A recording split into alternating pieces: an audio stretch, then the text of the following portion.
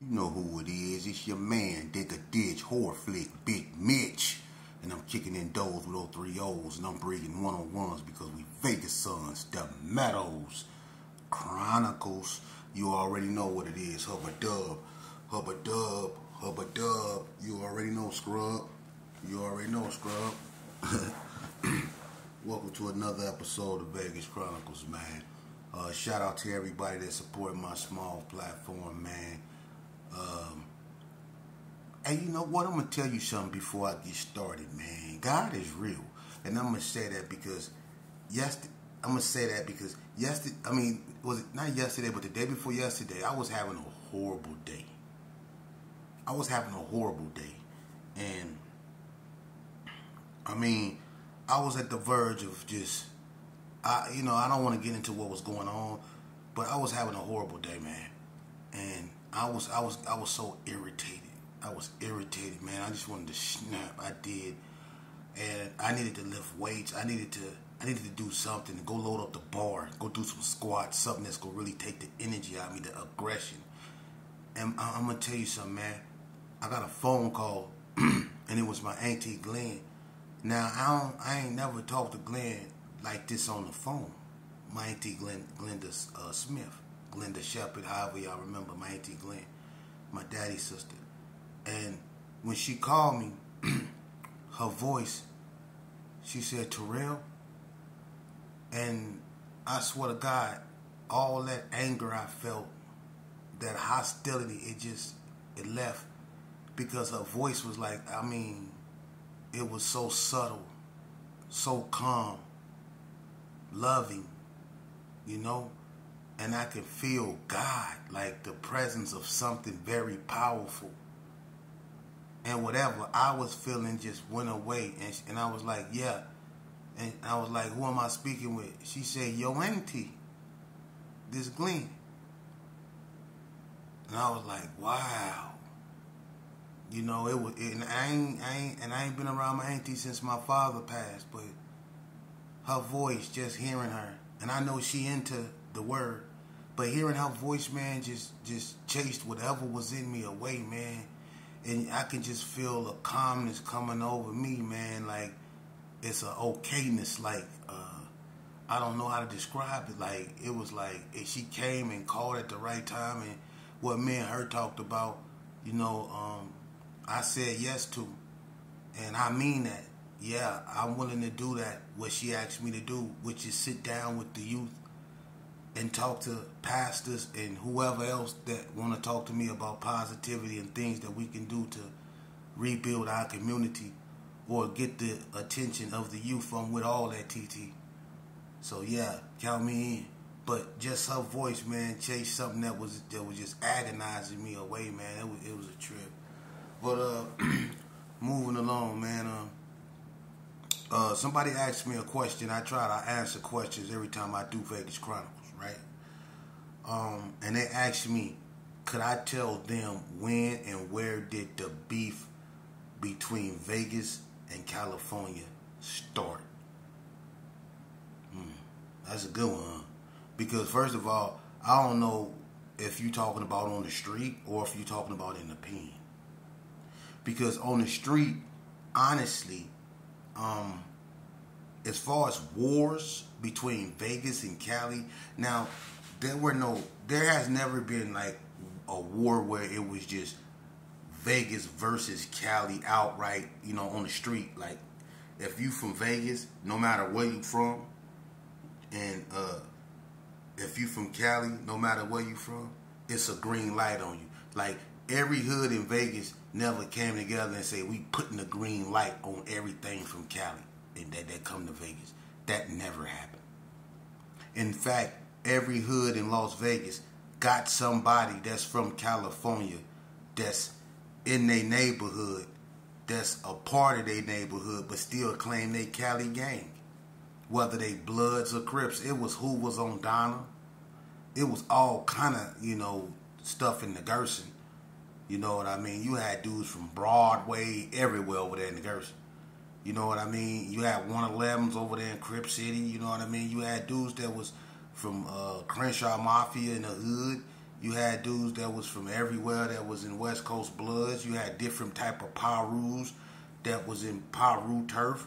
You know, you had Bloods, different type of Bloods that was in PB turf. You know, I mean, you just had, you know, Cali dudes that came out here. You know, you had the Grapes at one time that came to the Gerson.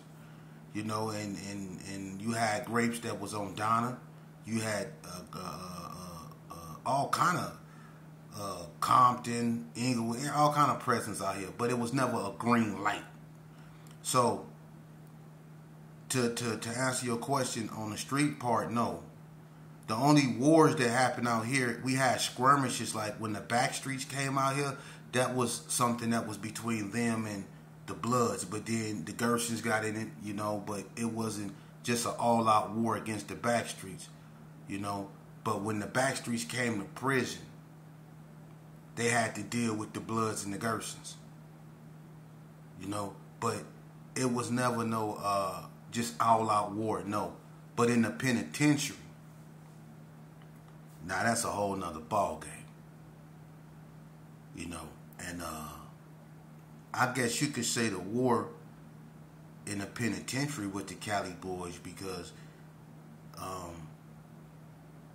when I went to prison, it was, you know, I mean, the Cali boys always had Blue Notes, 213. They always had a Cali car or presence, you know, Crip or Blood. They had UBNs, Red Bloodline, you know what I mean, and all that there. You know, you had dudes that, you know, was up under that type of stuff, but it wasn't no animosity like that. But that all changed when Big Dan from Inglewood, I don't know if he was a Queen Street Paru, but I know he was up out of Inglewood. The boy that killed Essall from the coast, he got beat up real bad in the gym at NNCC back in the early 90s.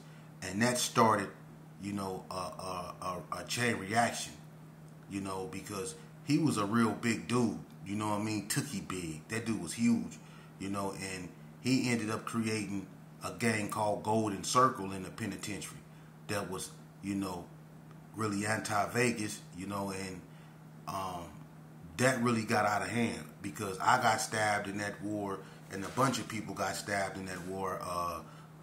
Boo got stabbed in that war, you know what I mean? Chan Man from Paru got stabbed in that war. Grim from Paru. We was just stabbing each other up in that war, you know. So in the penitentiary in the early 90s is when the war between Vegas and Cali kicked off, and Reno, Nevada, you know, they chose sides with California, you know what I mean, and that's why, you know, certain Vegas dudes that, you know, that was in that war back then look at Reno as, you know, mud. Reno sucked. And I'm not being disrespectful, but Reno sucked.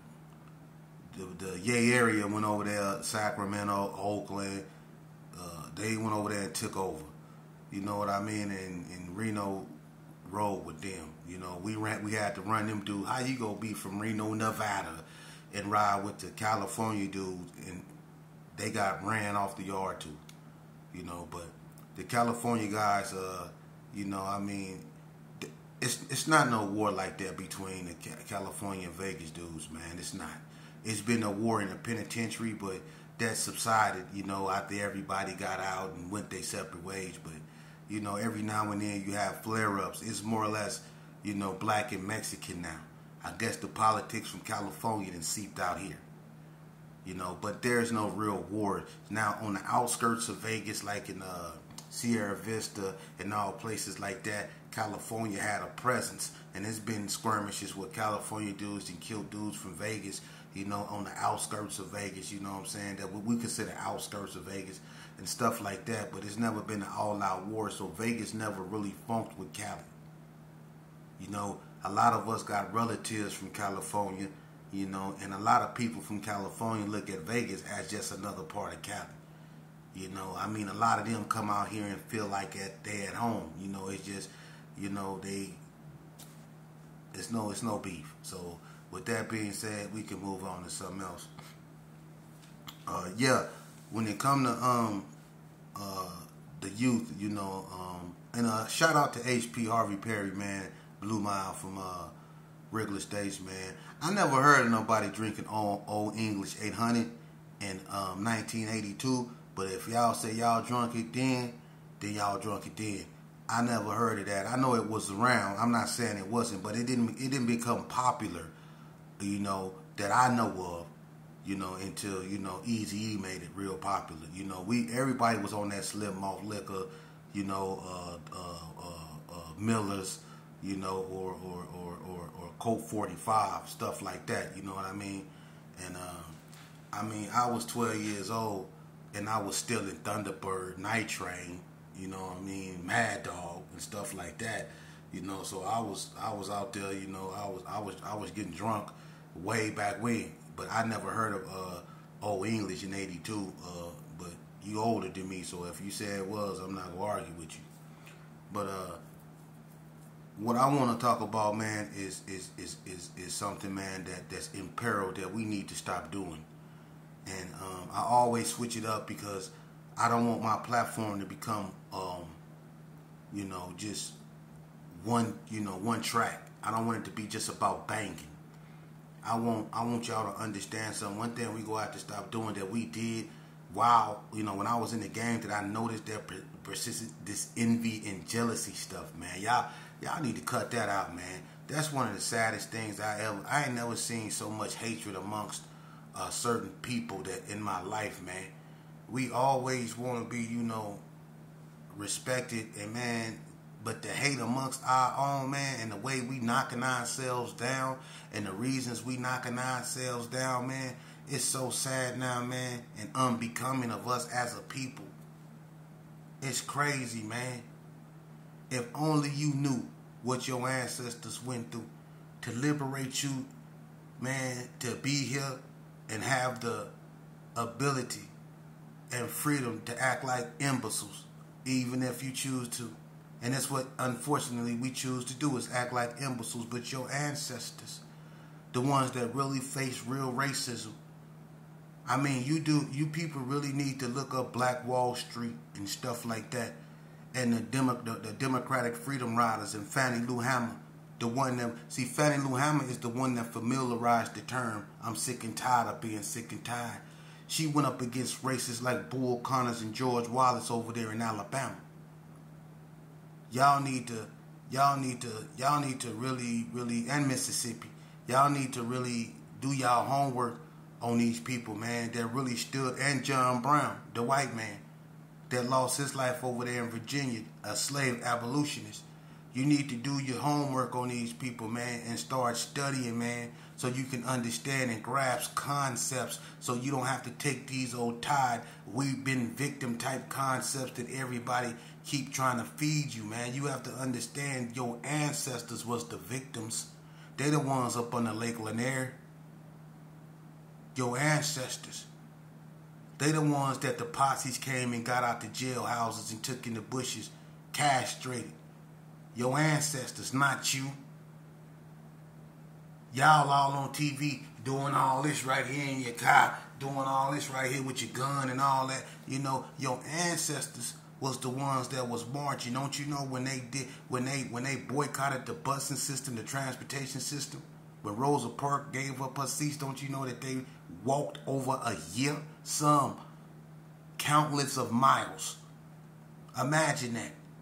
People living on, let's just say, people living on the west side walking to the strip to go to work every day.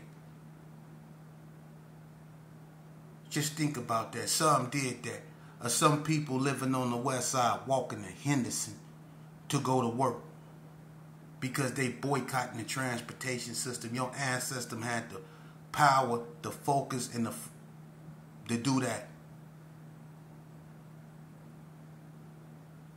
because of a real injustice. They set at counters while white, and I ain't gonna just say, I don't want to just make this no racial thing, but people spit in their face, beat them, lied on them, had them kidnapped and murdered. Real racism. When they came and snatched you out your bed, and wasn't nothing nobody can do. See? That's real racism.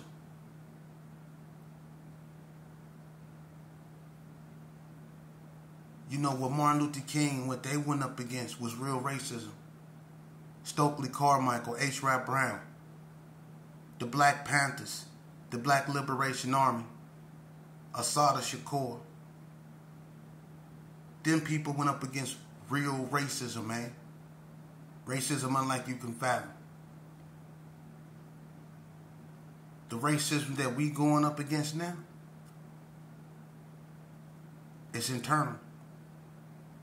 The boys in the hood we going up against now, it's the Crips and the Bloods. Them the ones terrorizing your neighborhoods. They the ones jumping out the cars with Dracos and hoodies, spraying up stuff. Little black boys. Ain't nobody marching though. You notice how quiet it is. Ain't nobody marching. But soon as a police do it, soon as the next black youngster, somebody get killed by the police, it's gonna be up in arms because they go see profit. But when black people do it, look at how they just knocking each other down, and ain't nobody marching.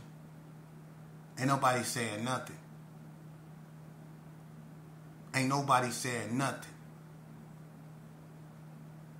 They gave more attention to Tory Lanez getting 10 years in prison than they do little black boys dying in the streets every day. They give more attention to Tory Lanez getting 10 years in prison. They get more attention to Lizzo being sued than they do all these little black boys not just getting killed in the streets but running up in these stores.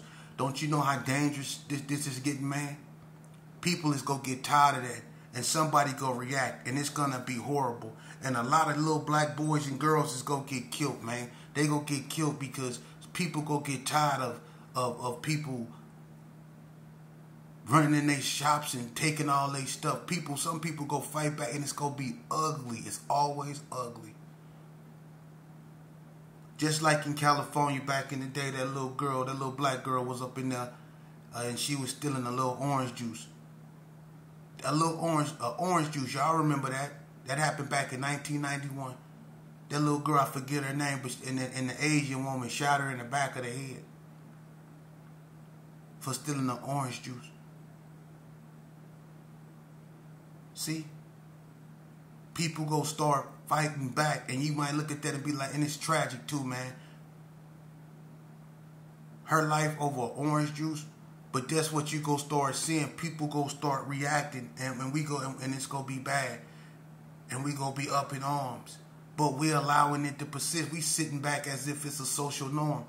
We not doing nothing about it. So when somebody else do something about it, we go be. Come on, man. I try to tell them this all the time, man. Our youth is crying out for something, man. Look at what's going on.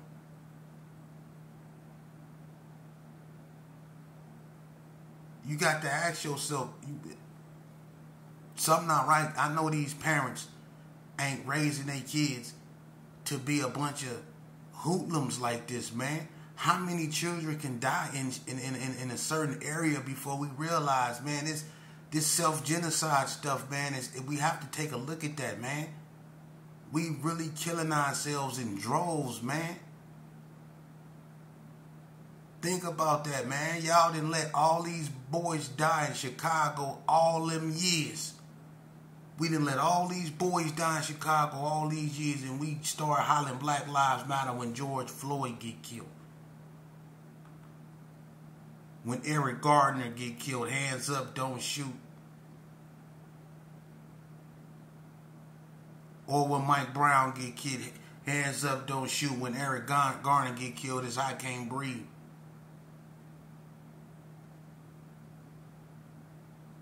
Okay, hands up, don't shoot.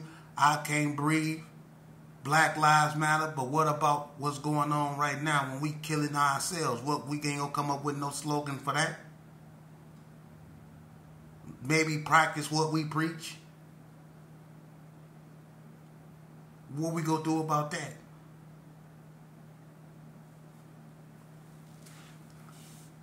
Look, man. if we want these youngsters to feel that they're worthy of something, man, we have to start showing them empathy, man, and compassion. Meaning, we gonna have to start really getting at these youngsters, man, in the way that's, I mean, we gonna have to go in.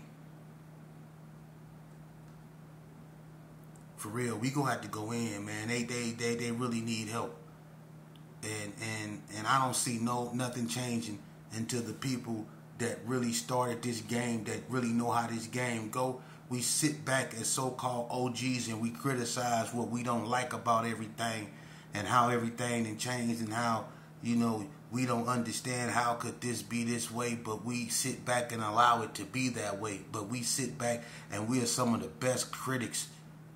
We know how things supposed to be. Well, since we know how things supposed to be, why we not getting off our behinds and correcting them? Why we just laying back against the wall talking about how it's a shame and how we don't like this and this ain't no real this and this ain't how this supposed to go and I don't see how this supposed to be like this and I don't support that, but you don't do nothing. You just sit back against the wall and complain. You don't get up off your ass and go out there and do nothing. You scared to face them youngsters. You scared of them. That's a guy. We got the man. Look, man. You know, we have to stand up, man, and confront our own demons, man. And the demons that we have to confront, man, is the ones that we created. That's out there in them streets. That's imitating what we used to do, but on a darker level. Yeah, on a darker level.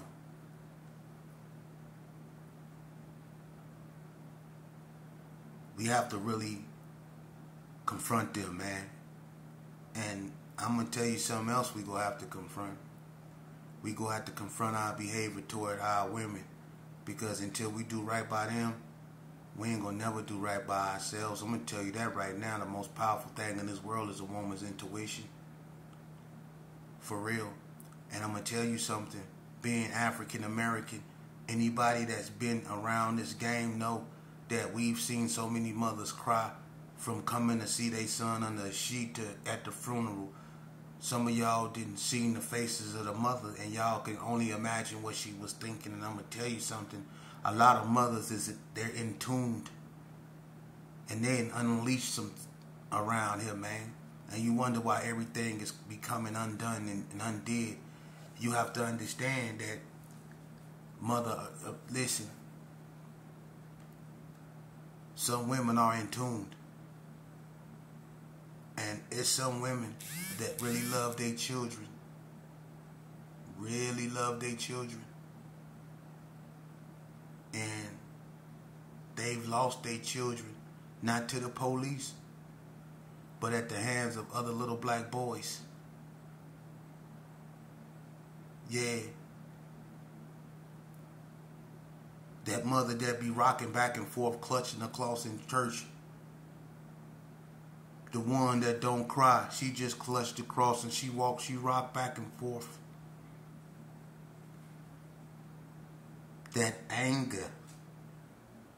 Y'all don't get it. That anger. See? And then you wonder why so many little black boys is dying. Oh, it's as if we under a curse, huh? Now you starting to catch on. Now you starting to catch on. See? For a long time, we have been killing each other. Brutalizing each other. And we never marched for that. We've made a couple songs, Stop the Violence and Self-Destruction. But we never really addressed that.